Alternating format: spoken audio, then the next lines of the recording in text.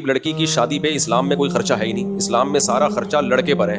ولیمے کا خرچہ, مہر کا خرچہ, لڑکی پر تو ایک دھیلے کا خرچہ نہیں ہے. میں نے اپنی جب بیٹی کی شادی کی تھی میرا تو 1 روپیہ بھی خرچ نہیں ہوا, حالانکہ میرے پاس پیسے بہت تھے. اور کمال ہے ان دنوں میں نے اپنے گھر کے لیے فرنیچر خریدا. لوگ سمجھ رہے تھے بیٹی کے لیے جہیز خرید رہے ہیں. میں نے کہا بھائی میں اپنی بیگم کے لیے جہیز خرید رہا ہوں, کیونکہ جب میری شادی ہوئی تھی اس میں بہت غریب تھا, تو بیگم کو ڈھنگ کا فرنیچر بھی نہیں دیا تھا. میں نے 2 کمروں کا ایک گھر لیا تھا کرائے پہ, 2500 کرایہ تھا اس کا, اور غریب آباد سے پرانا فرنیچر لے کے ڈال دیا تھا. میں نے کہا فی الحال گزارا کرو. تو پھر جب میری بچی کی شادی تھی تو مجھے خیال ہوا کہ اب اللہ نے مجھے گنجائش دی ہے تو میں اپنی گھر والوں کے لیے اچھا فرنیچر اب لے لیتا ہوں, کیونکہ ظاہر ہے شادی ہے تو وہ آئیں گے تو نا, لوگ گھر میں مہمان آئیں گے. تو اب میں اس وقت میں نے فرنیچر خریدا اپنے گھر والوں, اچھا فرنیچر خریدا. لوگ سمجھ رہے تھے میں بچی کے لیے جہیز خرید رہا ہوں. میں کہا نہیں بھائی, ہمیں جو بچی کے لیے سسرال ملا ہے وہ بھی خاندانی ہے الحمدللہ, وہ 1 روپے بھی جہیز نہیں لیتے. اور میں نے ان کو بھی بتا دیا میرے پاس پیسہ ہے الحمدللہ, جب میں اپنی گھر والی کے لیے لے سکتا ہوں تو بچی کے لیے نہیں لے سکتا, لیکن لوں گا نہیں میں. اس رسم کو ختم کرنا ہے, یہ جہیز کی رسم. اتنا کنڈیم کرو اس جہیز کی رسم کو, اتنی حوصلہ شکنی کرو کہ جو جہیز دے رہا ہو لے رہا ہو لوگ اس کو لعنتیں دیں, ابے بے غیرت, ابے بے شرم.